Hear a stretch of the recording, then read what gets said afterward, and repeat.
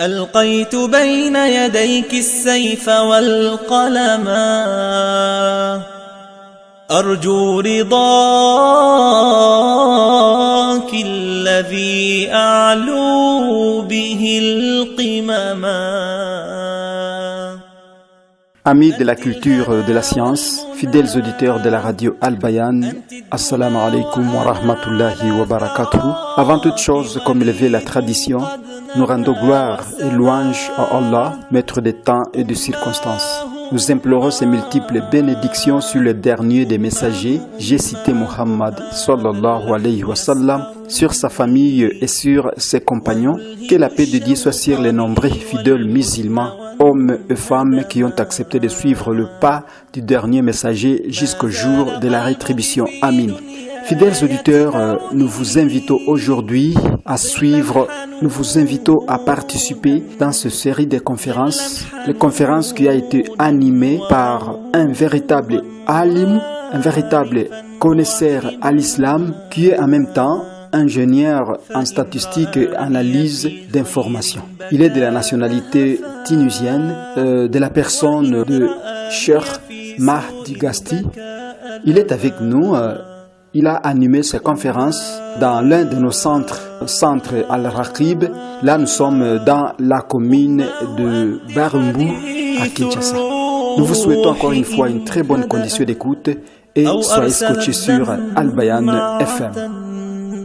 أو أرسلت دمعة أو رتلت نغما.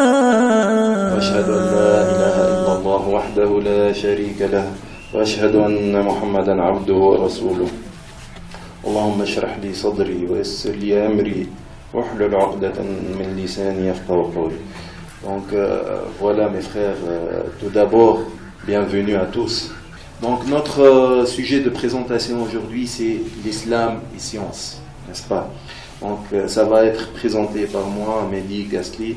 Je suis ingénieur en statistique et analyse d'information. Bon, les sigles que vous voyez en bas, c'est dans les sociétés dans lesquelles j'ai travaillé. J'ai travaillé dans General Electric, qui est une société américaine multinationale. Travaillé avec Robzani, c'est une multinationale aussi, c'est une société française. Et maintenant, je suis à la CPDEC, l'association qui est devant vous. J'espère que vous tous, vous la connaissez, n'est-ce pas? C'est devant l'ISTA. En tout cas, donc c'est ça notre sujet, c'est l'islam et la science. Donc, comme vous savez bien, dès l'aube de la vie humaine sur cette planète, l'homme a toujours cherché à comprendre la nature, son propre endroit dans l'arrangement de la création et le but de la vie elle-même. Dans cette recherche pour la vérité qui a duré plusieurs siècles et civilisations diverses, la religion organisée a formé la vie humaine et a déterminé largement le cours de l'histoire. Tandis que quelques religions ont été basées sur des livres, réclamés par leurs adhérents être inspirés divinement, d'autres ont compté seulement sur une expérience humaine. Comme vous savez tous, mes frères, chaque religion, surtout des trois grandes religions, le judaïsme, le christianisme, l'islam, ils réclament, ils prétendent ça. En fin de compte, ils prétendent être d'origine divine, n'est-ce pas? Ça vient du Dieu.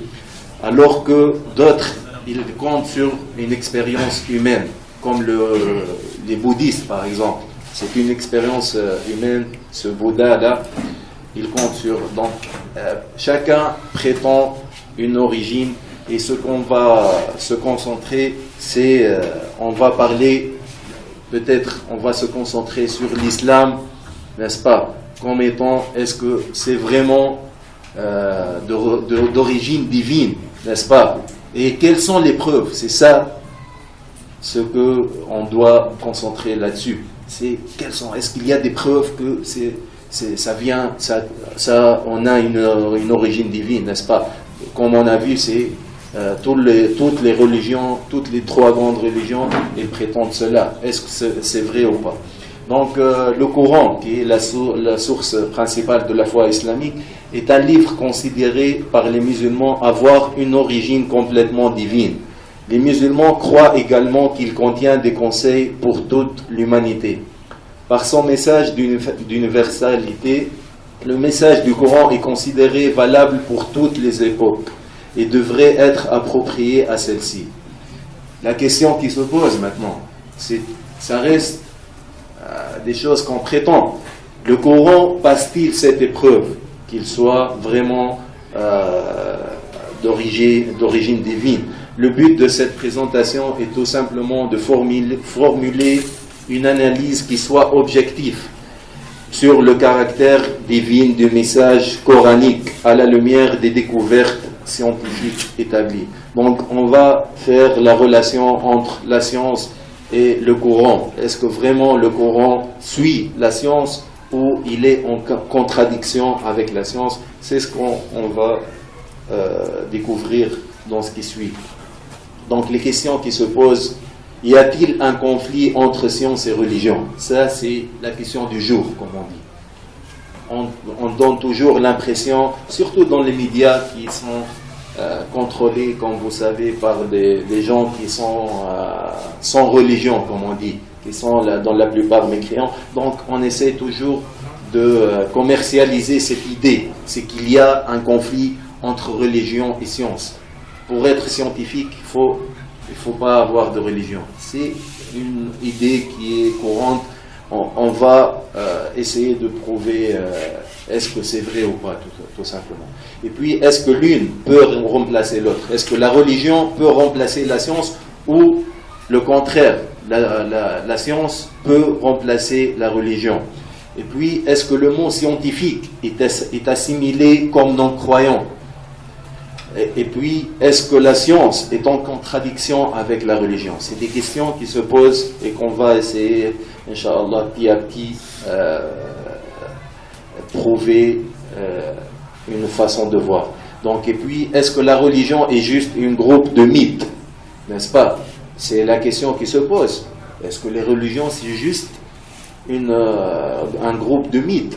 C'est des histoires, seulement des histoires. On parle des prophètes et des anciens prophètes, la nature, comment, le monde, comment ça a été créé. Est-ce que c'est juste des mythes ou ils peuvent contenir autre chose? Par exemple, comme on va voir des découvertes scientifiques que l'homme a découvert dernièrement. Est-ce le cas ou pas?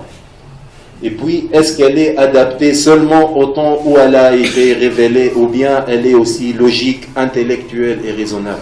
Donc la religion, est-ce qu'elle est adaptée seulement à l'époque des prophètes? Par exemple, quand on parle de judaïsme, est-ce le judaïsme, c'est juste à l'époque de Moïse et ça s'arrête là? Est-ce que le christianisme, c'est juste à l'époque de Jésus et ça finit? Aujourd'hui, on ne peut pas parler de christianisme. Et puis l'islam, est-ce que l'islam, c'était juste à l'époque du prophète Mohammed sallallahu alayhi wa sallam? Donc, et ça s'arrête là. C'est des questions qui se posent, n'est-ce pas? Aujourd'hui, on parle de science, on parle de technologie, on parle de fusée, on parle de la lune, n'est-ce pas? Il y a des gens qui te disent, mais tu parles de religion, ça c'est des mythes, c'est des choses qui sont anciennes. Est-ce que cette idée est vraie ou pas? C'est ce qu'on va voir. Donc, les religions, tout d'abord, ils sont originaires de la même source. Ça, on est tous d'accord. Même nous, comme musulmans, on croit que les religions étaient de source divine. Le christianisme est de source divine. Nous, on croit en Jésus. Il faut savoir cela peut-être pour avoir des idées tout au long de la présentation. Non, même nous, comme musulmans, on croit que le judaïsme, ça vient, le Torah, le livre que Moïse est venu avec, elle est d'origine divine. La Bible, elle est, on l'appelle Injil, l'évangile. L'Injil, ça vient de source divine, c'est le prophète Jésus qui vient avec. L'islam, c'est d'origine divine. Le Coran, c'est les mots de Dieu, c'est pas les mots de Mohammed. Mohammed était un simple messager. En tout cas, ça, il faut avoir ça en clair, comme on dit. Les musulmans, ils croient dans tous les prophètes que vous connaissez, même, la plupart, vous êtes tous chrétiens, n'est-ce pas? Donc voilà, c'est peut-être intéressant à savoir que les musulmans, ils croient dans Jésus, ils croient dans l'évangile qui a été révélé à Jésus. Vous voyez, on va parler peut-être après en détail de quelles sont les différences à voir. On va voir après. Mais il faut avoir ça en esprit tout d'abord. Donc, et puis, les miracles étaient l'un des outils les plus importants avec lesquels Dieu soutenait ses messagers pour convaincre les gens, n'est-ce pas? Moïse avait un miracle, son bâtonnet, n'est-ce pas, qui devient un grand serpent et qui a fait ouvrir la mer pour qu'il passe, n'est-ce pas? Ça, vous savez ça. Jésus avait aussi des miracles. Il faisait ressusciter les morts. Ça, on l'a dans le Coran. Il faisait ressusciter les morts. Il faisait guérir des gens.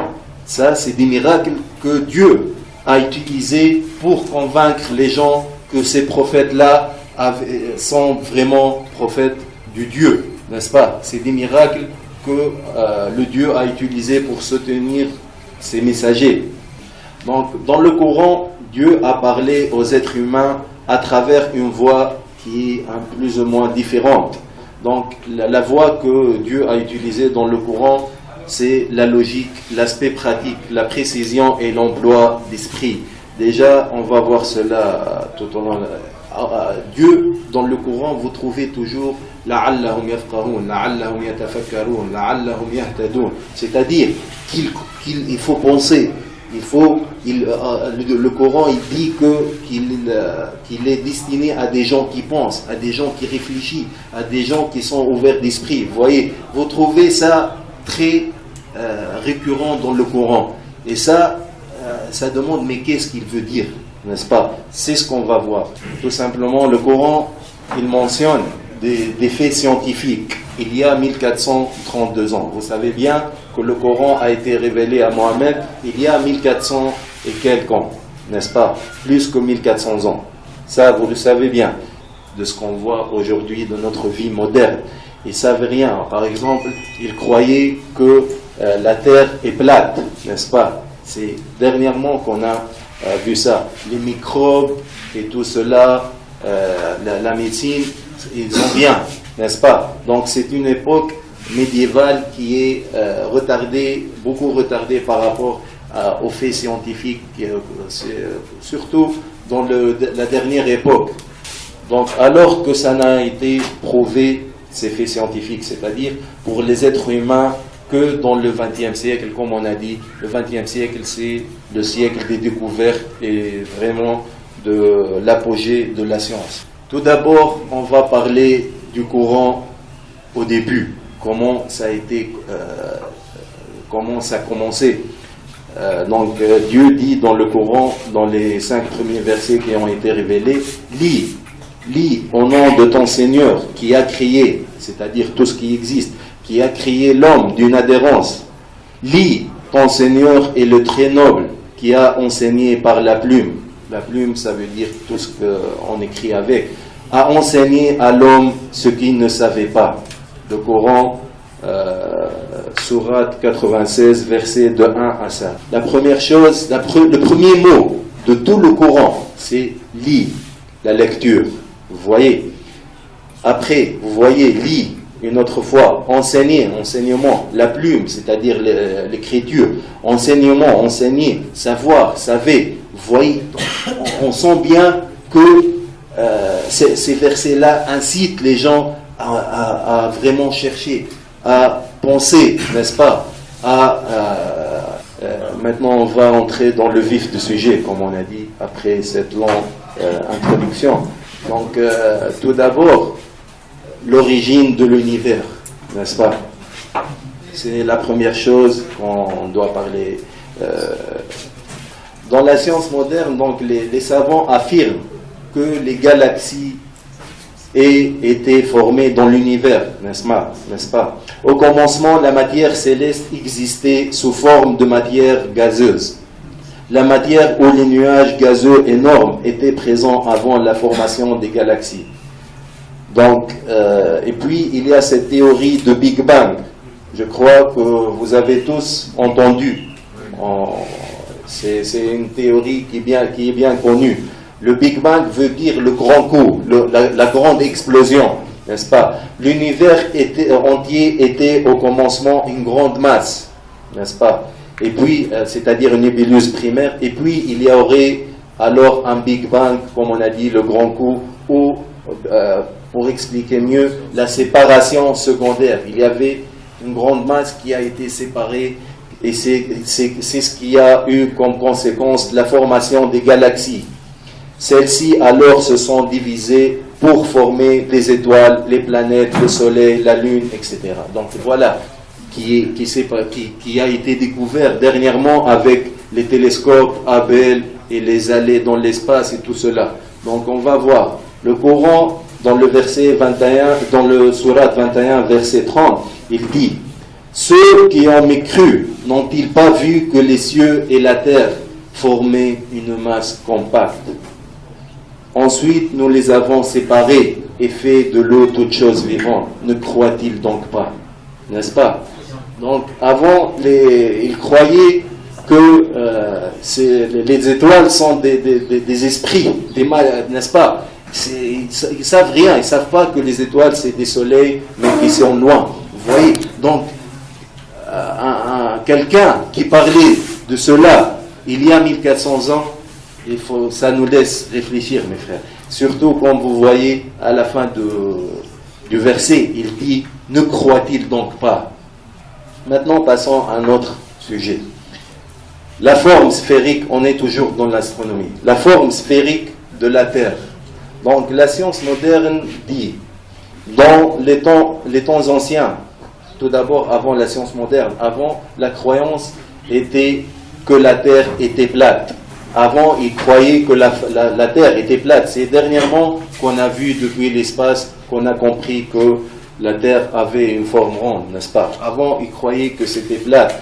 Pendant des siècles, les hommes avaient peur d'aller trop loin, craignant de tomber au bord. Ils croyaient que c'était plate, donc logiquement, il y a une fin, n'est-ce pas? Il y a un bord. Donc, ils avaient peur d'aller, par exemple, dans l'océan Atlantique, parce que s'ils dépassent le bord, ils vont tomber. C'était ça la croyance avant, n'est-ce pas? Déjà, vous savez bien, l'Amérique, tout le continent américain, ça a été découvert en 1592, n'est-ce pas? C'est pas très loin. Donc ça, on parle de par exemple, le Coran a été révélé il y a 1400 ans, alors que la forme sphérique, plutôt, la découverte du continent américain, c'était il y a 400 ans seulement.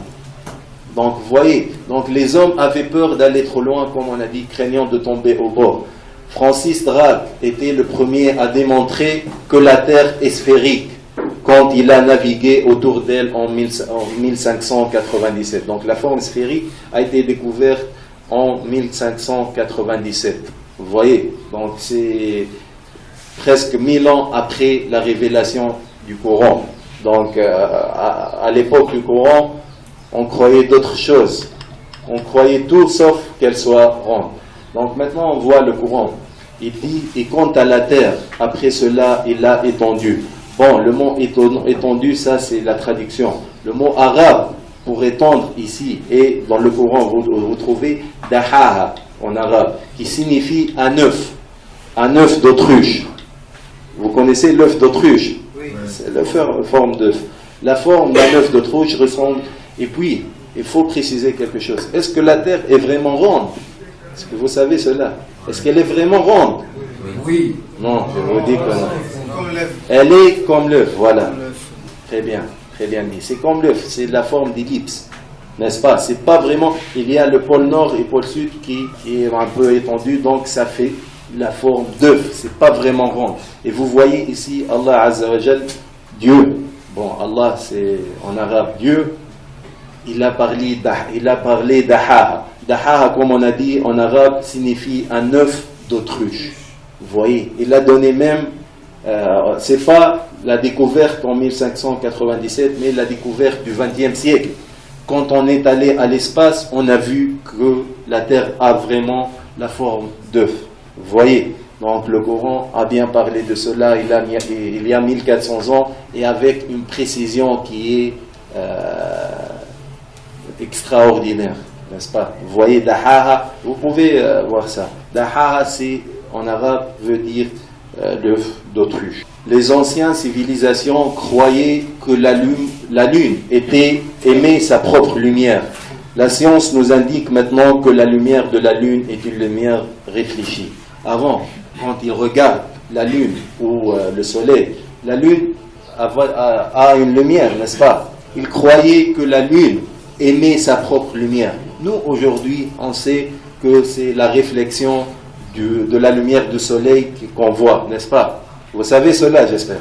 Donc, vous voyez. Donc, avant, c'est dernièrement que ça a été découvert quand comme on a dit, on a vu avec les télescopes et tout cela, l'idée a été changée.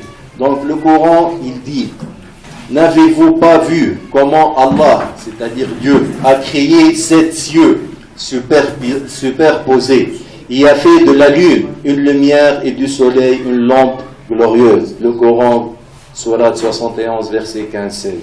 Vous voyez ici, Dieu a vraiment fait la différence entre la lune et le soleil. Quand il a parlé de soleil, il a parlé d'une lampe qui émet sa propre lumière. Quand il a parlé de la lune, il a dit juste lumière, n'est-ce pas? C'est-à-dire qu'elle n'émet pas sa propre lumière. Donc, il a parlé de ça il y a 1400 ans avec, comme on dit toujours, avec une précision qu'on ne peut pas vraiment dire que ça peut être le contraire. Vous voyez bien qu'il a fait la différence entre la lune et le soleil.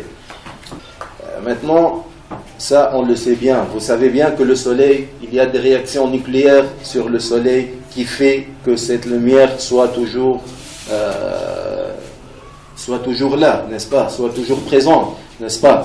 Et il y a une théorie aujourd'hui qui dit que ces réactions nucléaires, un jour, ils vont s'arrêter, n'est-ce pas? Chaque chose a un fin. Donc, ce qui engendre que le soleil va s'éteindre un jour. Ça, c'est une théorie. On parle de science là, n'est-ce pas? Donc, voilà. Donc, maintenant, le Coran, avant de passer à un autre sujet, le Coran, il dit quoi concernant ce sujet-là? Et le soleil court vers une gîte, c'est-à-dire mustaqar, c'est-à-dire une fin. Une gîte en français, c'est une fin, qui lui est assignée. Telle est la détermination du Tout-Puissant, de l'Omniscient. Le Coran, Sourate 36, verset 38. Là, Dieu, Allah, il parlait d'une fin du soleil. Le soleil, il court vers une fin bien déterminée, que Dieu seul a déterminé cela, ce qui concorde parfaitement avec la théorie qui est encore en théorie. Il faut savoir ça. Donc, indépendant du soleil et de la lune, et leur voyage dans l'espace par leur propre mouvement. Donc, aujourd'hui, on sait bien que chaque astre, que ce soit les étoiles, que ce soit les planètes, que ce soit la Terre, que ce soit les lunes, ils ont bien une orbite bien définie, n'est-ce pas? S'il sort de cette orbite-là, tout le système va s'effondrer. Vous savez bien cela, j'espère. Donc maintenant, le Coran, il dit quoi concernant ce sujet? Le soleil ne peut rattraper la lune, ni la nuit ne peut devancer le jour, et chacun vogue dans sa propre orbite, selon la loi. Maintenant, on va changer de sujet. Il faut savoir une chose, mes frères, c'est que il faut savoir que je ne vais pas tout mentionner. Je vais essayer de chaque sujet, je prends quelques exemples, parce que si on va essayer de parler de tout, on va pas, il nous faut toute une journée ou même plus. Donc il faut savoir ça. J'essaie de vous donner quelques exemples de chaque sujet, comme on dit. Donc voilà, mes frères, pour l'astronomie, on a, comme on a dit, on a pris quelques exemples. On n'a pas tout mentionné, mais donc on va passer à un autre sujet qui est la géographie et la géologie. Donc la science moderne pour les montagnes, les géologues nous disent que le rayon de la Terre est d'environ 3750 000 et la croûte sur laquelle nous vivons est très mince, variant entre 1 et 30 000. La croûte terrestre, elle est très mince par rapport au noyau de la Terre. Et vous savez bien qu'il y a un magma, un plasma dans la Terre. Vous savez cela. Par exemple, quand les volcans, les volcans s'explosent, il y a cette matière qui sort, n'est-ce pas, qui est très chaud, n'est-ce pas? C'est ça. Donc la Terre, il y a beaucoup de cette matière-là. Avec la minceur de la croûte terrestre, normalement, on devrait avoir des secousses tout le temps, parce que ça bouge à l'intérieur de la Terre. Donc, comme vous voyez bien, ça peut être la cause de secousses qui sont en permanence. Maintenant, qu'est-ce que ça diminue ces secousses-là? C'est tout simplement les montagnes. Les montagnes agissent comme des piquets ou des chevilles de tente qui tiennent. Donc tout simplement, il faut retenir cette idée-là que les montagnes agissent comme des piquets. C'est ce que la science moderne a révélé. Maintenant, le courant, il dit quoi sur ce sujet-là? Donc, Dieu, il dit dans le Coran, Sourate 78, quand je dis Sourate, c'est-à-dire chapitre 78, versets 6 et 7, comme vous voyez. Donc, Dieu, il dit, n'avons-nous pas fait de la terre une couche et placé les montagnes comme des piquets? Donc, c'est tellement clair. Ça ne demande pas, n'est-ce pas, de beaucoup de réflexion. Dieu, il parle que sans les montagnes, la terre va être en ébranlement quotidien, c'est-à-dire elle se met en mouvement. Donc ici, il parle très clairement que les montagnes, c'est eux qui éliminent, qui donnent cette stabilité. Le XXe siècle, où on a découvert cela, où on est allé dans les océans pour voir les tectoniques. Vous savez, il y a les tectoniques. C'était en tout cas, il a fallu beaucoup de recherches et beaucoup de moyens, des sous-marins et tout cela, pour arriver à cette théorie-là. Alors que le Coran l'a mentionné tout simplement il y a 1400 ans, sans donner vraiment l'idée que ça peut être qu'il parlait d'autre chose, ou peut-être il aurait pu dire ça ou cela. Voilà. Maintenant, pour l'océanologie. La science moderne a découvert que dans les places où deux mers se rencontrent, une barrière existe entre elles. Cette barrière divise les deux mers pour que chacune d'entre eux ait sa propre température, salinité et densité. Ce phénomène se produit dans plusieurs endroits, comprenant les diviseurs entre la mer méditerranéenne et l'océan Atlantique, par exemple à Gibraltar. Mais quand le Coran parle du sujet du diviseur entre l'eau salée et l'eau douce, il mentionne l'existence d'un barrage infranchissable. Donc l'idée c'est quoi? C'est que entre deux mers, ça se mélange. Donc vous voyez que Dieu a bien parlé de cette barrage qui est infranchissable. Et il faut savoir cela, que cette barrage est virtuelle. Même, c'est miraculeux. Même, vous allez voir la photo, j'en ai même une vidéo. C'est miraculeux. Vous êtes dans la même mer, et là, c'est bleu, et là, c'est très clair. Ça donne l'impression que vous dépassez un autre monde. Vous allez voir la photo. Voilà la photo. Voyez qu'il y a deux mers. Cette photo, bon, c'est écrit en anglais. Cette photo est prise au golfe de l'Alaska. Vous voyez, il n'y a rien entre ces mers. Il faut savoir cela. Il n'y a pas de terre ou n'importe. Il n'y a rien. Vous voyez qu'il y a comme si un barrage entre elles. Il y a comme s'il y en a un intermédiaire. Vous voyez, c'est une vraie photo et vous pouvez vérifier cela sur Internet. Et là, vous voyez le miracle du Coran qui parlait de cela il y a 1400 ans. Il faut, sur ce point aussi, préciser, et vous pouvez vérifier cela. Il y a Cousteau. Qui connaît Cousteau? C'est un scientifique français. Bon, Cousteau, c'est un scientifique français qui travaillait dans les mers. Il a passé toute sa vie à chercher dans les mers et découvrir des choses. C'est lui qui a découvert ce phénomène-là, n'est-ce pas? Et à la fin de sa vie, il s'est converti en islam quand il a découvert que le Coran parlait clairement de ce phénomène-là. Et vous pouvez voir cela, Cousteau, il s'appelle Cousteau. Il est très connu, c'est un scientifique des mers qui est très connu. Maintenant, on va passer à un autre sujet qui est totalement différent, concernant l'embryologie. Donc la science, dans la science moderne, on a le professeur Keith Moore, c'est un Canadien je crois. Il ignorait si un embryon aux étapes initiales apparaît comme une sanctue. Pour vérifier cela, il a étudié l'étape initiale de l'embryon sous un microscope très puissant dans son laboratoire et a comparé ses observations avec un diagramme d'une sanctue. Il a été étonné. Bon, l'idée c'est quoi? Les musulmans tout d'abord, dans le Coran ils disent quoi? C'est pas les musulmans qui disent. Les musulmans ils savent rien. C'est Allah Azza wa Jal, c'est Dieu. Dieu il dit, lis au nom de ton Seigneur qui a créé l'homme d'un caillou congelé de sang d'une adhérence, d'une sanctue tout simplement. Le mot alaq en arabe,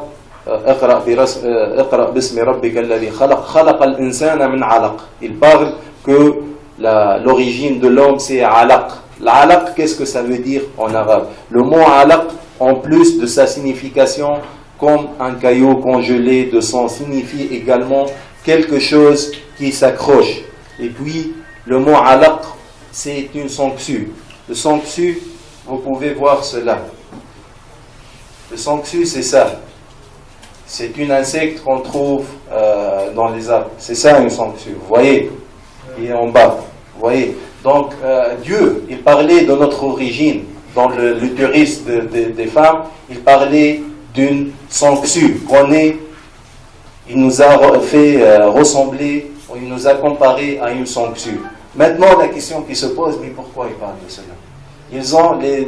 Les musulmans, ils ont parlé à ce professeur-là, Keith Moore, qui est un grand scientifique. Je crois qu'il était canadien, je ne me rappelle plus de sa nation. En tout cas, il n'est pas musulman. Il a des microscopes électroniques qui sont très puissants et tout cela. En tout cas, vous savez bien qu'au début, l'homme, le fœtus qui est dans l'utérus de la femme est très très petit. Donc on ne peut pas le voir sans vraiment de moyens très puissants. Donc il avait ce microscope électronique qu'il a utilisé. Quand ils ont vu l'homme à l'état initial, au début, quand il a été formé, quand le sperme est entré dans l'embryon, dans l'ovule de la femme, il a commencé, donc la formation de l'homme a commencé. Quand ils ont vu ça à son étape initiale, ils ont découvert cette forme-là. L'homme avait cette forme-là dans l'utérus de la femme. Vous voyez la ressemblance. Ça ne donne pas vraiment...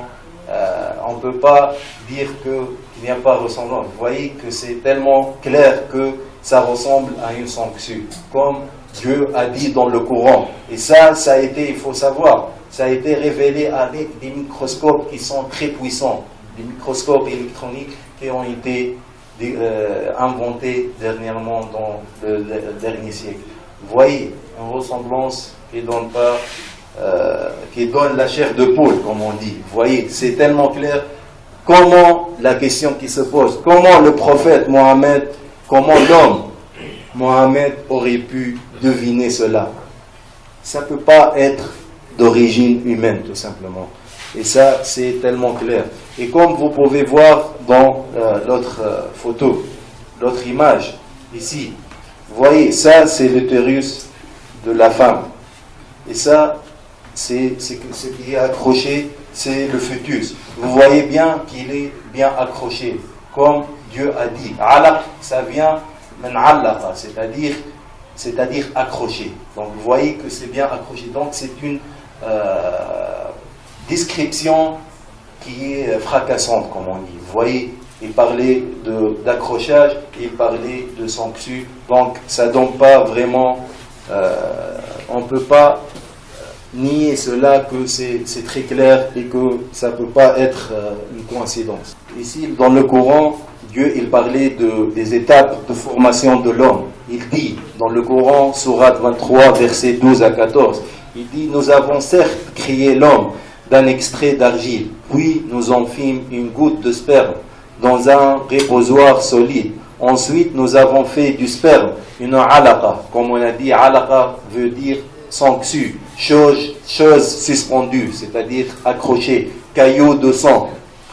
Et de la alaqa, nous avons créé une modra. Modra, en arabe, veut dire une substance mâchée. Modra, c'est-à-dire on a quelque chose qu'on a mâché en arabe. Et vous voyez bien à gauche.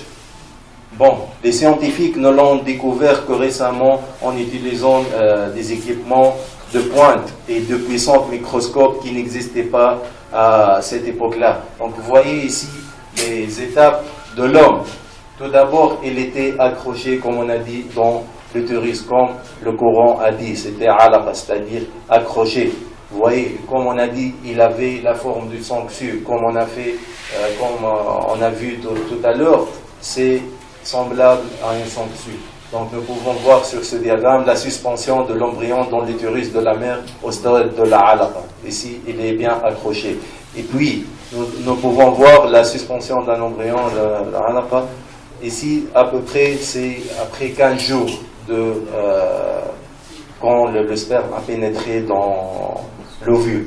Vous voyez, ça c'est une image qui est une image réelle. Vous voyez ici qu'elle est bien accrochée. Et puis, l'étape qui suit, l'embryon à ce stade prend l'apparence d'une substance mâchée à cause des somites situés sur le dos qui ressemblent à des traces de dents dans une substance mâchée. Vous voyez, ça c'est une image qui est réelle, n'est-ce pas? Après le stade de Alaq, après le stade après 15 jours, l'homme aura cette forme-là.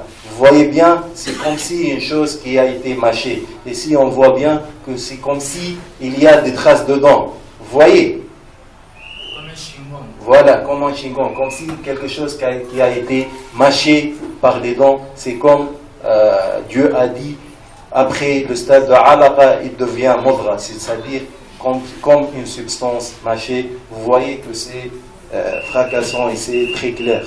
Le Coran, il dit aussi que l'homme considère donc de quoi il a été créé. Il a été créé d'une giclée d'eau sortie d'entre l'ombre et les côtes. Et on a prouvé scientifiquement qu'aux étapes embryonnaires, les organes de reproduction du mâle et la femelle, c'est-à-dire les testicules et les ovaires, commencent leur développement près du rein, exactement entre la colonne spinale et la 11e et 12e côte. Donc c'est entre l'ombre et côte, comme a précisé le Coran.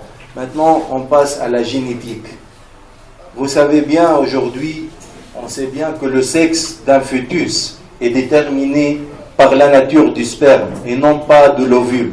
Le sexe de l'enfant, femelle ou mâle, dépend de la 23e paire de chromosomes qui est soit XX, soit XY respectivement. Si c'est X, ça sera une fille, si c'est Y, ça sera un mâle. Tout simplement, aujourd'hui, dans la génétique, on sait que c'est l'homme qui est responsable de la nature du fœtus, que ce soit un mâle ou une femelle, parce que cette information-là, ce chromosome-là, c'est dans le sperme, c'est pas dans l'ovule.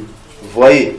Ah bon, je vous dis, avant, même chez nous, les Arabes, avant peut-être découvrir, et peut-être aussi chez vous, d'après ce que j'ai compris, quand un homme, il aura que des filles, il divorce avec sa femme et il cherche une autre femme. Il croit que c'est elle qui est responsable, alors que c'est lui le responsable de... Vous voyez, même chez nous, c'était comme ça les choses. Alors que la science a démontré le contraire, n'est-ce pas? C'est dernièrement prouvé que le sperme, c'est lui le responsable du sexe du fœtus. Donc maintenant, le Coran, est-ce qu'il peut parler de ça? Mais quand même, tu exagères là. Hein? Donc le Coran, il dit, et que c'est lui qui a créé les deux éléments du couple, le mâle et la femelle, d'une goutte de sperme quand elle est éjaculée. Là, il parle franchement et clairement, il parle que les deux éléments de couple, le mâle et le femelle, ça vient d'une goutte de sperme. Ici, il ne parle pas de oui, il parle que de sperme. il dit bien que le groupe de sperme, c'est lui le responsable, que ce soit un mâle ou un femelle. Et c'est tellement clair, et vous pouvez toujours, bien sûr, je le dis, je le répète, vous pouvez toujours vérifier cela, que ce soit les faits scientifiques que j'aborde, ou dans le Coran, vous pouvez tous avoir une version du Coran en français, vous pouvez voir que ça concorde, même si on trouve peut-être une petite différence dans la traduction, comme vous savez, mais c'est clair, et surtout les mots arabes sont plus touchants, donc vous pouvez toujours poser la question, comme on dit, et avec la traduction, j'en suis sûr que vous serez satisfait.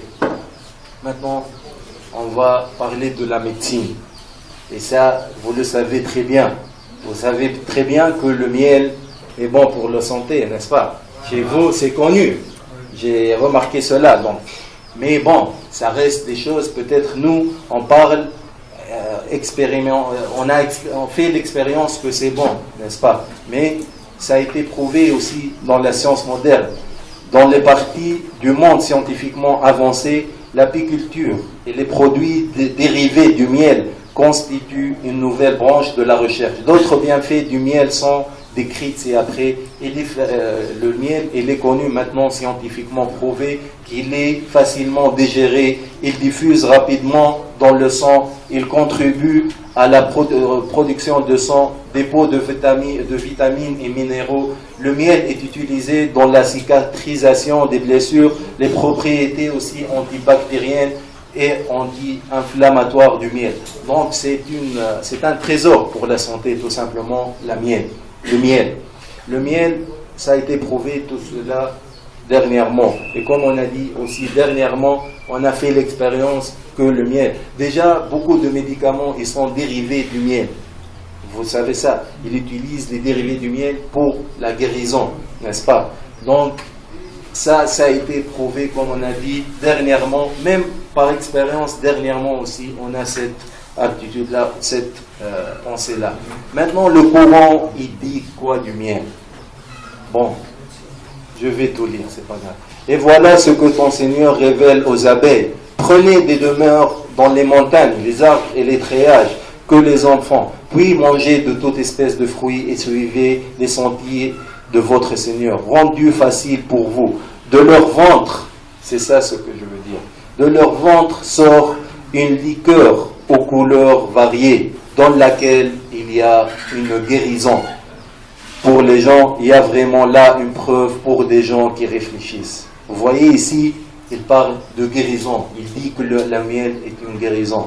Et ça a été prouvé, comme on a dit, dernièrement. Déjà, dernièrement, on utilisait, c'est pendant les 2 dernières guerres mondiales, on utilisait le miel pour la cicatrisation. Les preuves ont été révélées dernièrement avec, comme on a dit, les microscopes électroniques et les recherches qui sont avancées.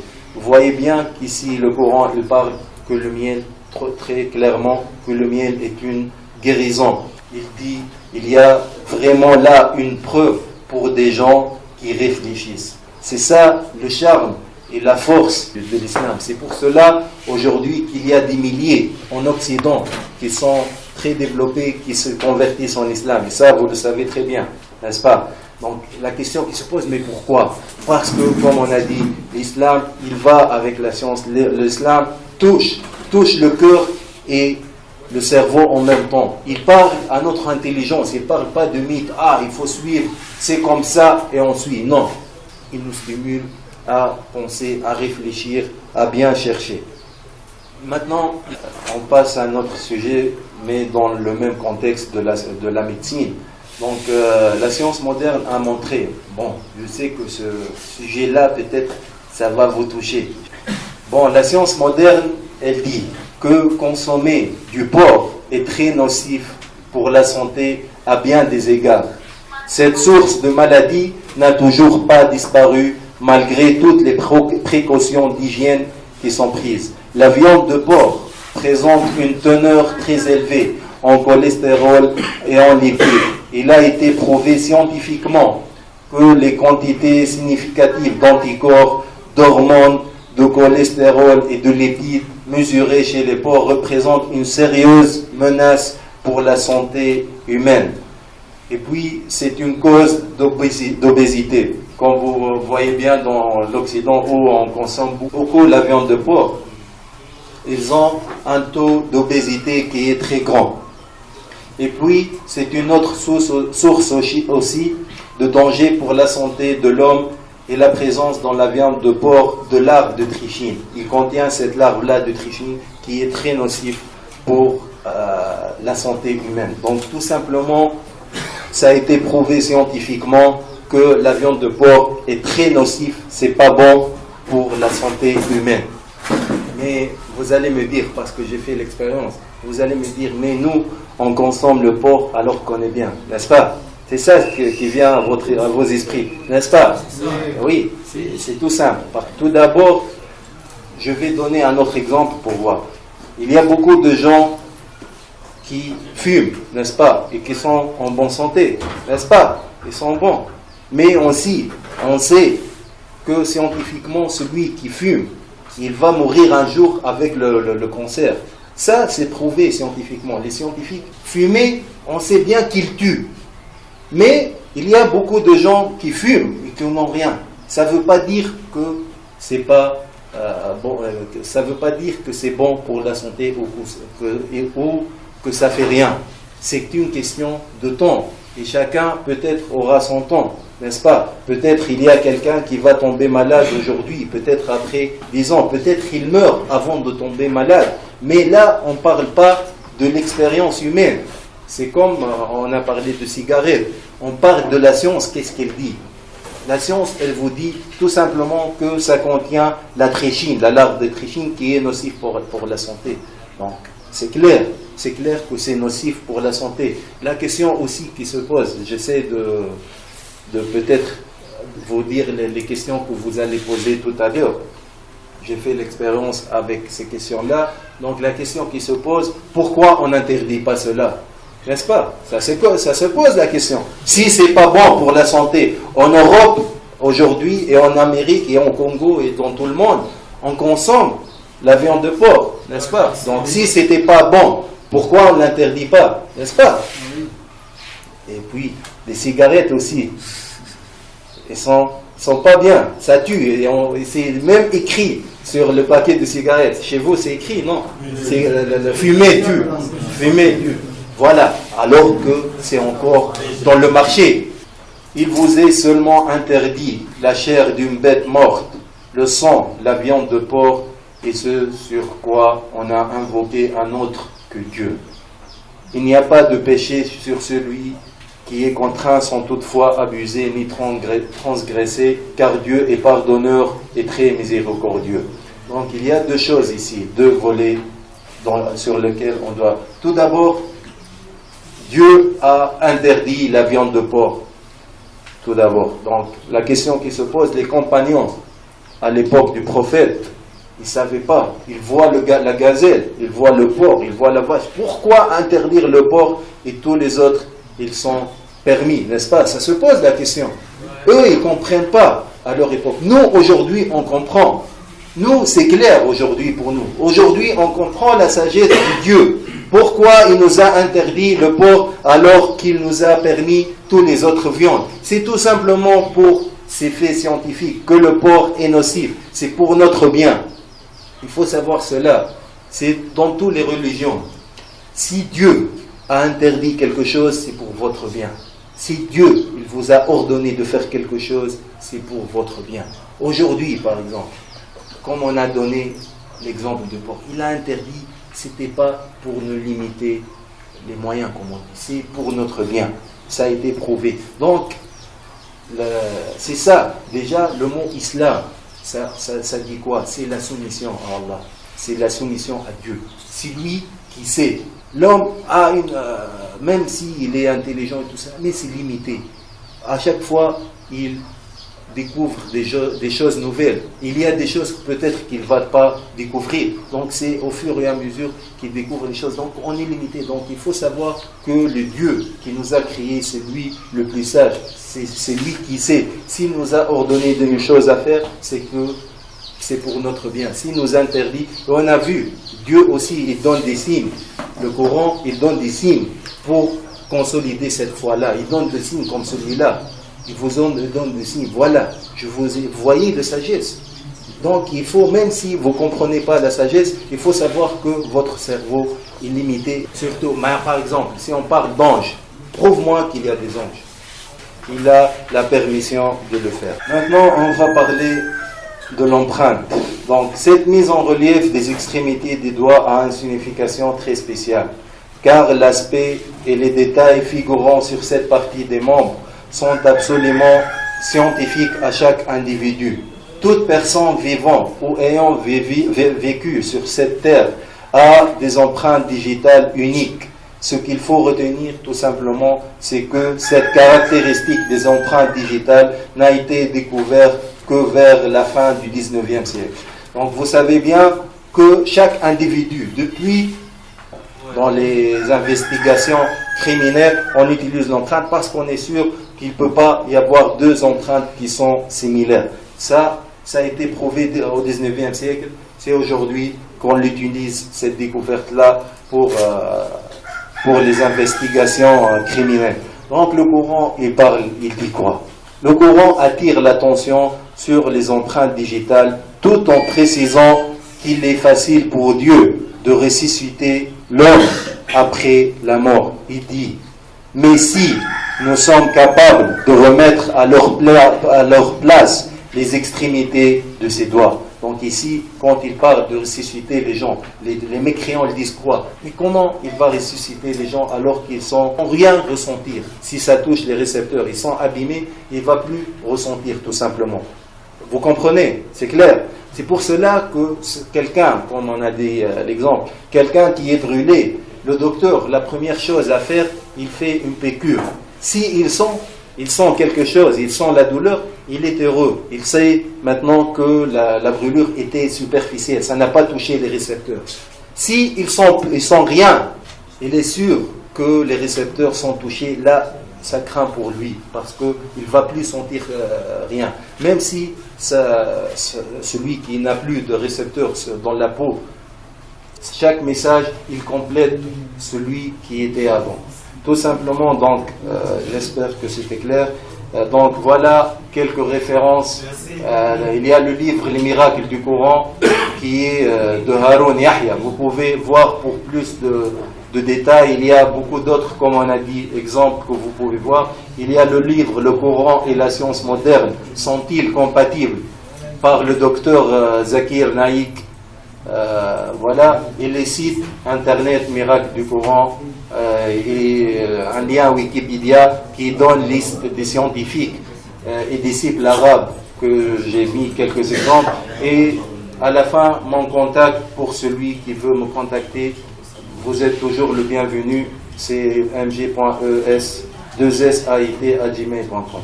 Donc voilà, merci pour votre écoute.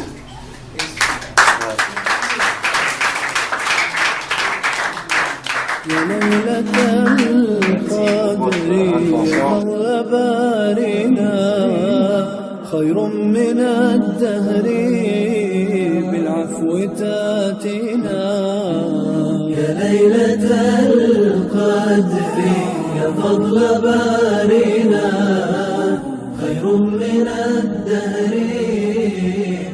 Fidèles auditeurs de la radio Al-Bayan FM, voilà comment est-ce que l'imam a terminé son exposé en remerciant les conférenciers ainsi que tous les participants.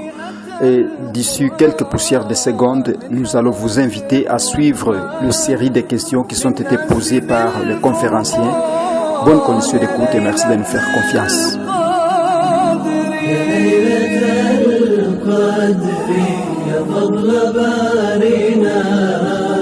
خير من الدهر بالعفو تاتينا.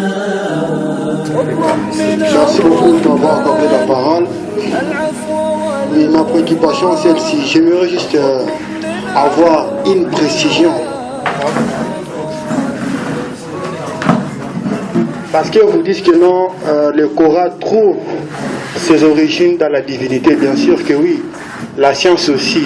La science, nous espérons que les scientifiques ont amené les investigations précises pour que nous comprenions aujourd'hui la science. Mais quelle est la place dans laquelle les musulmans mettent la science dans leurs études?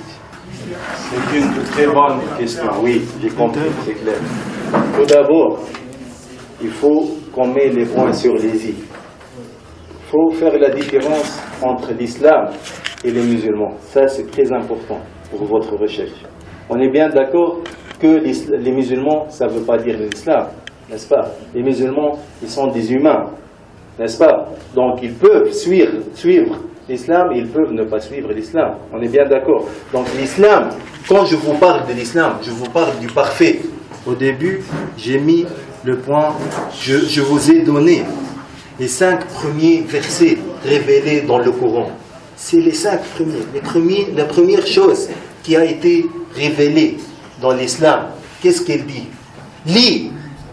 Le premier mot de tout ce qui a été révélé dans l'islam. Lis. Lecture. Au nom de ton Seigneur qui a créé l'homme d'une adhérence. Lis. Ton Seigneur est le très noble, qui a enseigné par la plume, a enseigné à l'homme ce qu'il ne savait pas. Lis, lecture, enseignement, plume, c'est-à-dire l'écriture, enseignement, savoir. Vous voyez, vous me dites maintenant les applications.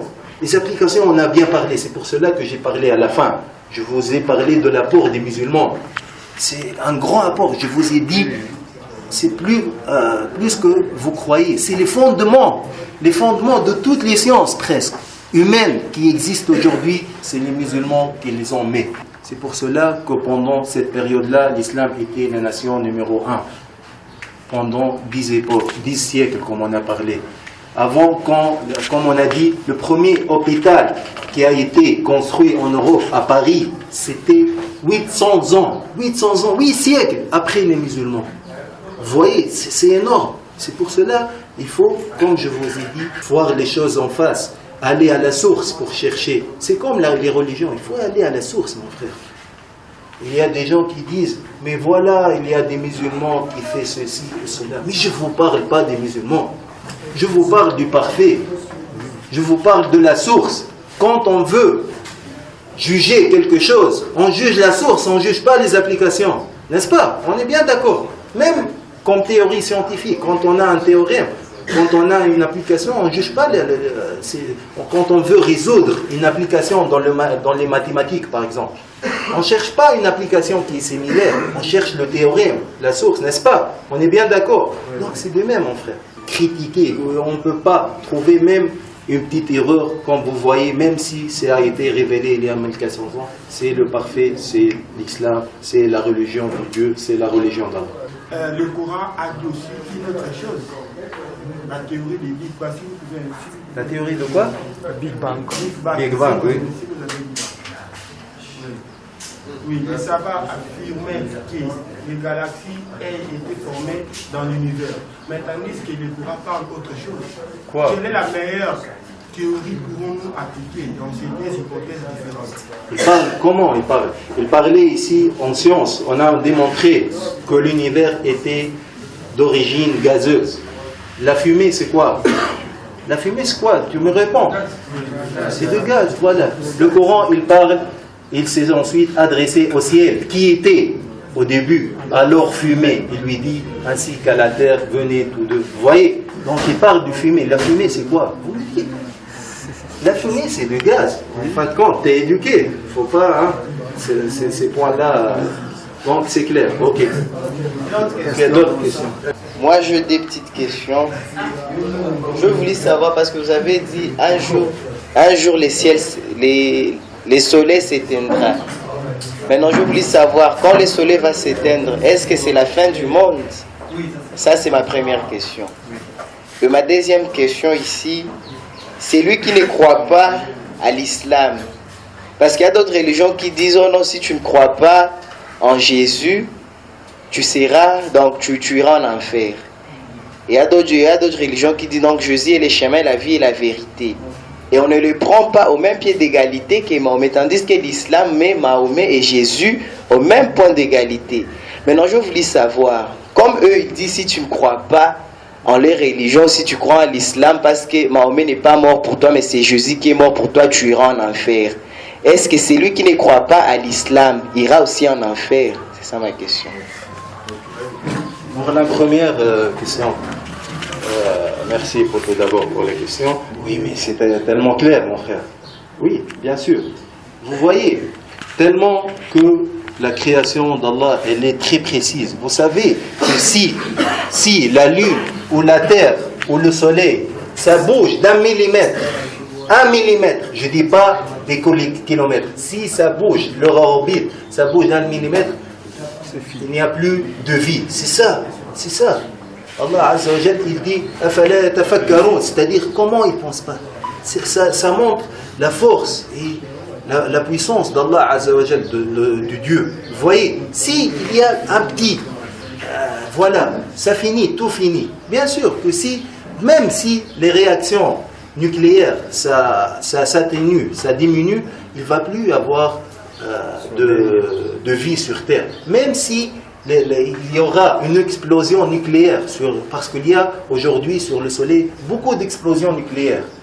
Des explosions plus qu'à Hiroshima 2000 et 1 million de fois. C'est rien par rapport à Hiroshima, l'explosion nucléaire au Nagasaki, c'est rien par rapport aux explosions qui sont en train de se faire aujourd'hui sur la Lune. Si une explosion, elle dépasse sa limite, elle peut tuer tout homme sur la terre. Par exemple, il y avait en 2000, je crois, il y avait une explosion, en tout cas sur le Soleil, qui a fait une grosse brave, c'est-à-dire une fumée très élargie. Ça a fait bouleverser les satellites qui étaient en orbite, ont été abîmés à cause d'une, comme on dit, une petite chose qui s'est passée au Soleil qui est loin de 6 millions de kilomètres. Vous voyez, donc c'est tout à fait normal, mon frère, que pour la deuxième question, si on ne croit pas à Mohammed, est-ce qu'on sera en enfer? C'est ça. Tout d'abord, la question, peut-être la bonne question qui se pose, est-ce que Mohammed est un prophète de Dieu? Si il est prophète, donc on doit y croire, on est bien d'accord. S'il n'est pas prophète, donc ça ne sert à rien à poser cette question. Oui, je vais venir. S'il est prophète de Dieu, donc automatiquement, si Dieu l'a envoyé, c'est pour que les gens y croient, n'est-ce pas? On est bien d'accord, n'est-ce pas? Il faut savoir une autre chose. Je vais un peu sortir du sujet, c'est une occasion de parler de cela.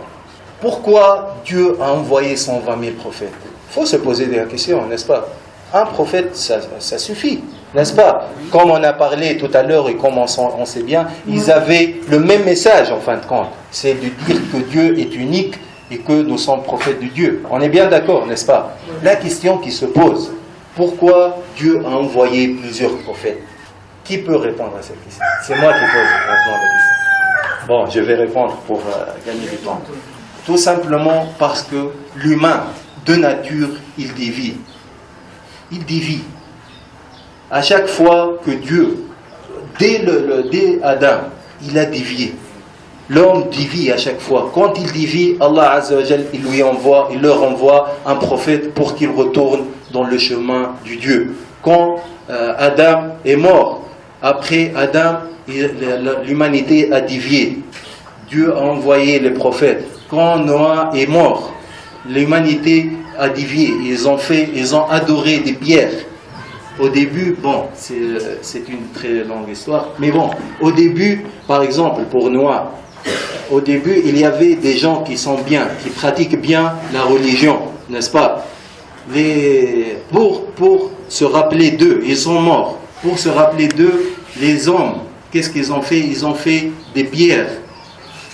L'humanité s'est déviée. Comme le dernier prophète, l'avant-dernier prophète, Jésus. Dieu lui a envoyé, c'est ce qui est mentionné dans Dieu lui a envoyé. Oui, on croit que Jésus est fils de Marie, il n'avait pas de père, n'est-ce pas? Mais Jésus avait le message de tous les prophètes il dit aux gens qu'il n'y a qu'un seul Dieu, qu'il faut adorer et que je suis prophète de Dieu, c'est pas fils de Dieu. Le problème des chrétiens, c'est quoi? C'est qu'ils ont cherché une explication logique. Jésus est né sans père, donc ils ont mis Dieu et Père. C'était tout simple. La question qui se pose, Dieu est tout-puissant, n'est-ce pas? Il a créé Adam, sans père ni mère. On est bien d'accord? Donc, il aurait pu, il peut créer Jésus, son père. On est bien d'accord? Vous voyez? La question qui se pose, bon, je vais un peu sortir du sujet. S'il y avait, on va supposer qu'il y a deux dieux. On va supposer que Jésus, pourtant c'est tellement clair que Jésus ne peut pas être fils de Dieu. On va supposer Jésus est fils de Dieu.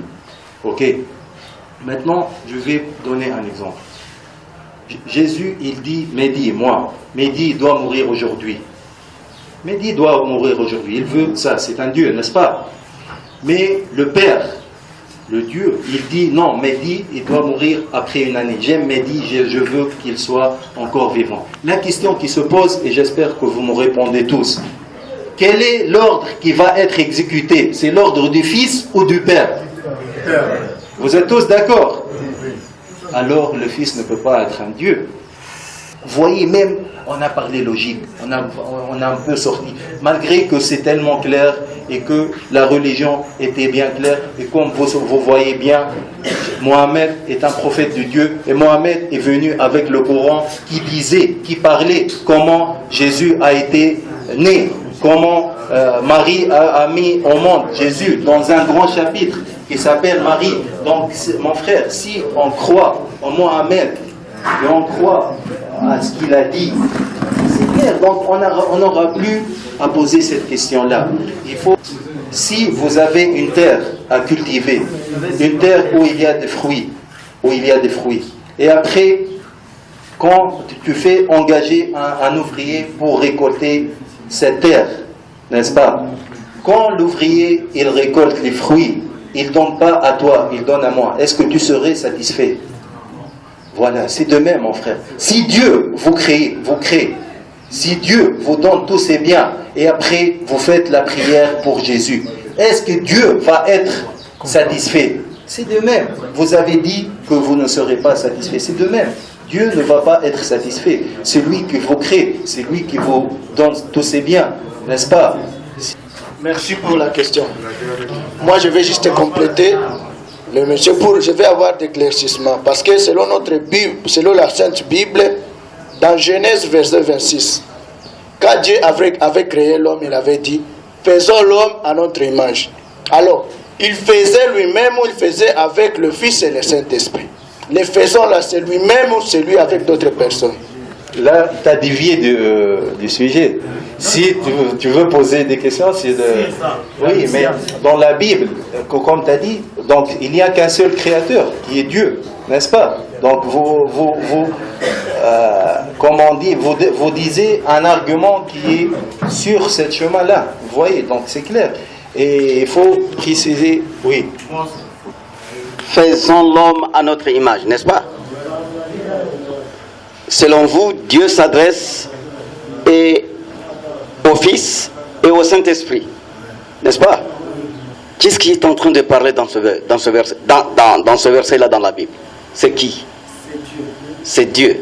Êtes-vous sûr que c'est Dieu qui est en train de parler? Il s'adresse à qui? Dieu en tant que créateur, il n'en a besoin ni de moi ni de vous. Comprenez? En tant que l'être suprême, seul et unique, là-bas, il est en train de se glorifier. Tous ceux qui sont dans les cieux et de la terre sont ses créatures. Qu'ils soient anges, qu'ils soient Saint-Esprit, qu'ils soient qui, qu'ils soient Jésus, qu'ils soient qui, tous des créatures de Dieu. Donc, dans son royaume, il est seul et unique. Il n'a pas besoin d'être soutenu ni par les anges, ni par... Non, il est seul et unique. C'est l'exemple que les autorités suivent aujourd'hui. Si notre président parlait de nous, il y a combien de présidents de la République ici dans notre pays? Lorsqu'il s'adresse à nous, son peuple, sa population, il dit nous. Il parle à son nom propre. Jésus comme une autre personnalité dans la divinité, à part entière. Non. Tout comme il n'est pas à faire valoir le Saint-Esprit comme une autre divinité à part entière. Non. Ouais, merci beaucoup pour... J'allais juste poser une question. Premièrement, vous avez dit que vous êtes aussi c'est analyse informatique. Je ne savais pas bien. Mais qu'est-ce qui prouve qu'un jour, je reviens sur sa question, qu'est-ce qui prouve qu'un jour le soleil s'éteindra? Parce que lorsque Dieu créa le monde, il a bien commencé qu'il y aura le jour et la nuit. Il y aura le jour et la nuit. Et le soleil nous donne la chaleur et la lumière. Alors si vous avez dit que non, un jour le soleil s'éteindra. Oui, j'ai pas terminé. Oui. De deux, vous nous avez parlé que... Vous nous avez parlé, je voulais juste savoir entre Mahomet et Abraham. Parce que, oui, c'est pas hors sujet. Vous avez parlé que l'islam, il est vraiment à la religion. Il est à la pointe de tout avant qu'Abraham. Pour la première question, mon frère, c'est tellement clair. J'ai dit que c'était, comme a dit le frère, c'est un fait scientifique. Ce que tu peux faire, c'est pas de contester le fait scientifique. Si tu n'es pas sûr que c'est un fait scientifique, il faut chercher, il faut voir cela. Mais je vous parle d'un fait scientifique que les scientifiques ont dit. Ils ont constaté que le soleil va s'arrêter un jour à émettre. Comme on a dit, il y a des réactions nucléaires qui vont un jour s'arrêter. Vous voyez, c'est un fait scientifique. Ce que je fais, je vois que vous n'avez pas peut-être compris la façon de faire. Moi, je mets toujours deux colonnes. Une colonne qui parle des faits scientifiques que les savants ont découverts. Vous voyez. Et là, à droite, je parle qu'est-ce que le Coran parle dans ce thème-là. Vous voyez. Donc, la question de soleil, c'est un fait scientifique. Si tu n'es pas sûr de ce que je dis, tu peux tout simplement entrer sur Internet et vérifier cette information. Autre question. S'il vous plaît, dans le sujet, pour ne pas... Non, c'est ici. Bon, merci pour la parole. J'aimerais savoir, il y a un grand philosophe, Jean-Paul Sartre. Voilà. Beaucoup de vous connaissent l'histoire. Il a voulu étudier l'existence de Dieu, tout en dévalant les choses caustiques. Et par après, il a trouvé que Dieu existe. Donc, d'après moi, je trouve qu'il n'y a pas rapport pour mélanger la science et la religion. Bon, je vois pourquoi il dit ça. Il est dans le coin. Il n'a rien vu de ce qu'on a pour révéler. Mais on a démontré cela. On a démontré que la science ne peut pas être en conflit dans la religion. C'est tout à fait le contraire. On a prouvé que la religion, elle parlait de faits scientifiques qui ont été prouvés dans le XXe siècle. Vous voyez, donc, dire qu'on ne peut pas mélanger, on a démontré le contraire de ce que vous dites. Donc, que Dieu existe, on n'a pas besoin de Sartre ou n'importe qui nous donne, qui nous dit que Dieu existe. On n'a pas besoin de ça. Je vous pose une question. Peut-être, j'ai cru que je parle à des croyants. Vous êtes chrétiens. Mais bon, si vous voulez dévier un petit peu, juste, je vais donner un exemple. Si je vous dis que cet ordinateur a été créé seul, vous allez dire que je suis fou. N'est-ce pas? N'est-ce pas? Je suis fou. Alors que ce monde, alors que cet univers, elle peut pas être créée seule. Celui qui dit cela, c'est un faux aussi. N'est-ce pas? Donc, on est bien d'accord que Dieu existe. Maintenant, on est dans le vif sujet. Comme on a dit, on a démontré que le Coran, tout simplement, le sujet c'est ça. Le Coran ne peut pas être d'origine humaine, c'est d'origine divine. Et j'en suis sûr que vous êtes tous d'accord, sauf quelqu'un qui peut-être ne veut pas utiliser son intelligence. C'est ça le sujet, donc il vaut mieux que les questions des frères ici. Qui a voulu poser? Oui, j'allais poser ma question sur la cohérence entre la science et l'islam, puisque on voit comme s'il y a une cohérence entre la religion et la science. Oui. Par là, nous voulons les explications claires. Qu'est-ce qui donne la différence et qu'est-ce qui copie l'autre? Qui copie l'autre? Bon.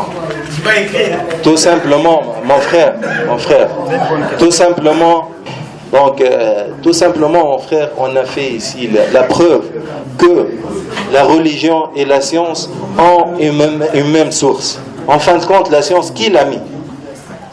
Qui l'a mis? C'est Dieu, c'est l'homme. C'est l'homme qui a créé la nature.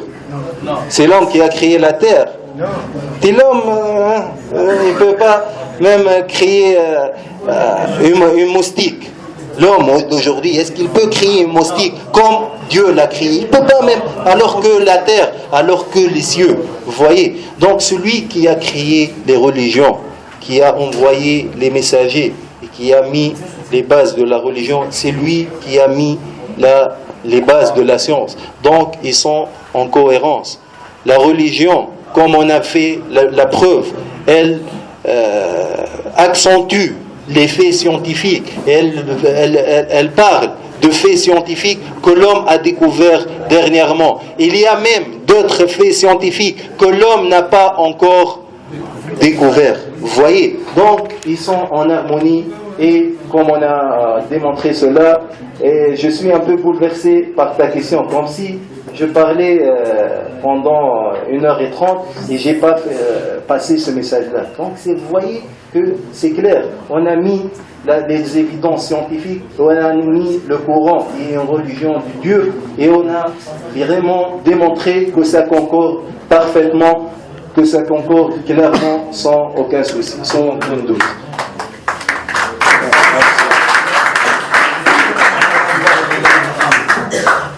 اللهم اكبر ولله الحمد. محمد نبينا بنور وادينا محمد نبينا. Après cette grande satisfaction de série de questions et réponses, les conférenciers n'ont pas caché leur joie. Quelques-uns parmi eux ont accepté de se convertir à l'islam et témoigner leur shahada pour devenir musulmans. Suivez.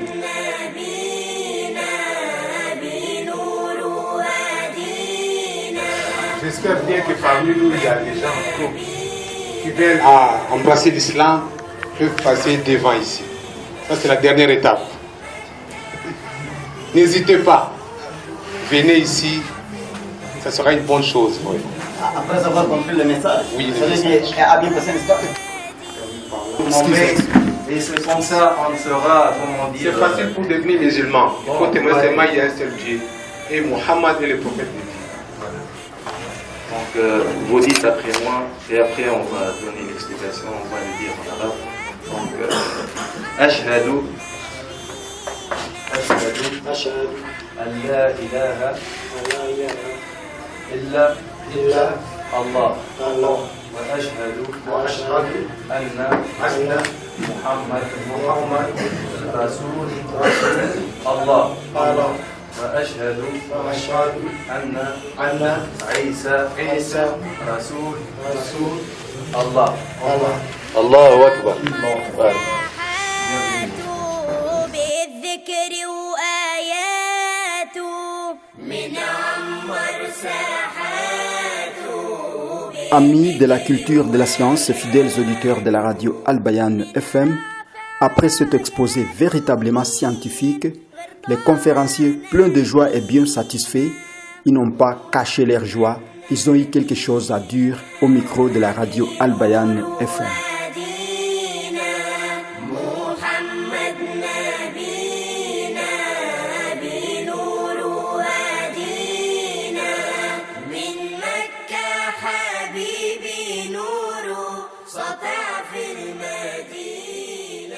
Bonjour mon frère.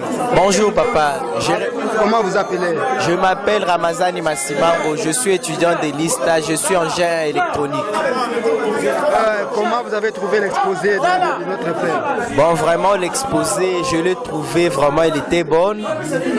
Et selon mon appréciation, vraiment, je donnais à notre frère raison que la science et l'islam vont de pair parce que premièrement c'est Dieu qui a tout créé. Il ne peut jamais avoir de la science sans le reste, sans Dieu.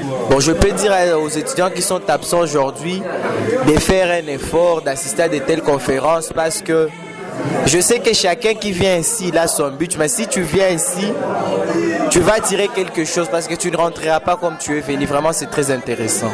Est-ce qu'auparavant, vous avez eu l'idée de savoir que la science peut aller de pair avec la religion? Non, cette idée, je ne l'avais pas.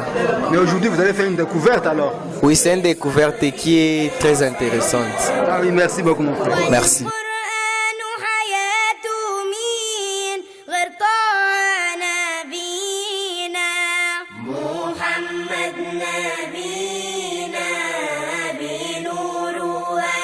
Bonjour mon frère. Bonjour papa. Kombo na onani? Kombo na Nzinga. Oza osala nini awa? Nayaki pona olanda conférence. Conférence yango eleki ndenge nini? Makambo ezalaki malamu to eza na makambo ko juger na maloba na kati ya conférence? Conférence ezalaki malamu pe to juger mambo ezalaki na conférence vraiment eleki kitoko mingi. Balobi pona science, est-ce que liboso yebaki que science ekendaka de pair na religion? Liboso toyebaki te que sikoyo toyebi que science comment que de pair na religion. Est-ce que makambo msoki omona yango parmi ba religion mususu omoni yango kaka découverte na islam? On a découvert yango lelo na kati na islam. Bon, na sen arabe tilo bayaki te mbala sima ba bon certain boya oyoka mambo kitoko eza koto o etali science na religion. OK, merci nzamba futo ebe. Amen.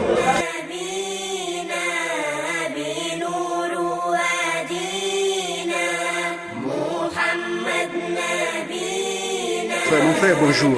Bonjour. Comment tu t'appelles? Je m'appelle ingénieur Tatia Chibango. Oui, vous êtes de quel niveau? Je suis de G3, électricité industrielle. Dans quelle institution? Istandolo. Ah oui, comment vous avez trouvé le contenu dès le début jusqu'à la fin du conférence? Bon, pour moi, c'est vraiment essentiel et important parce que, disons, ce sont des discussions. Vraiment, ce sont des discussions qui se trouvent au niveau de la société. Alors pour moi, on a trouvé ça important de venir discuter avec nos frères de musulmans pour tirer un peu des conclusions dans tout ce qui se dit et dans tout ce qui se passe. Mais alors, comment vous avez trouvé l'exposé? Bon, pour moi, vraiment, j'ai trouvé ça, c'est vraiment essentiel. Et puis, on a appris ce que la société dit. Alors, ici, on a trouvé ça contraire de ça. Donc, ça fait aussi évoluer, ça fait aussi faire évoluer les gens de ce que la société dit par rapport aux musulmans. Oui, donc par rapport vraiment à la réalité, c'est pas ça. Donc, on est vraiment convaincu de ça. Quel message vous pouvez adresser à d'autres étudiants qui sont absents aujourd'hui? Bon, ce que je peux dire des autres qui n'ont pas venu parfois par manque de temps, à la prochaine occasion, on fera un peu de leur demander de venir pour apprendre ce que nous aujourd'hui on a appris. Parce que c'est vraiment important et puis ça ne puisse pas être ce que nous auparavant. C'est que nous auparavant on connaissait qu'un musulman c'est quelqu'un qui pratique des histoires là, or que vraiment en réalité c'est pas ça vraiment. Merci mon frère. Merci beaucoup.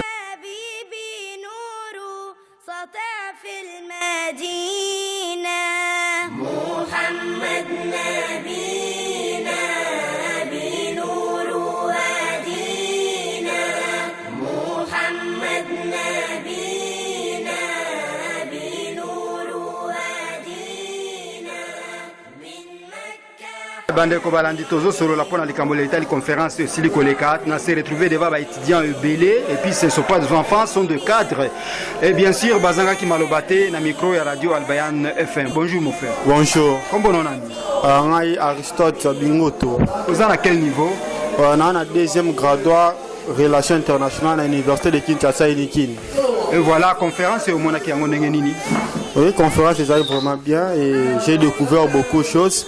Ça m'a vraiment impressionné. J'espère qu'avec le temps, tu recevras encore de plus. Est-ce qu'auparavant, vous saviez que les sciences vont de pair avec la religion? Non, auparavant, je ne savais pas, mais à l'issue de cette conférence, j'ai découvert et j'ai compris que non, la science et la religion marchent ensemble. Ah oui, qu'est-ce qu'alors vous pouvez conseiller aux étudiants qui n'ont pas eu peut-être le temps, faute de moyens? Oui, j'aurais préféré que les étudiants puissent venir assister dans cette conférence parce que ça nous donne encore certaines idées, ça nous pousse encore à aller faire des recherches parce que nous, les étudiants, nous sommes appelés d'aller faire des recherches.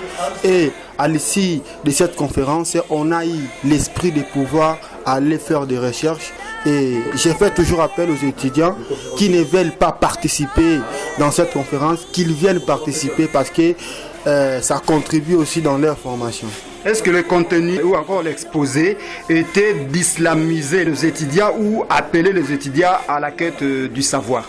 Oui, bon, le contenu nous a appelé vraiment à la quête du savoir. Merci beaucoup. Merci infiniment.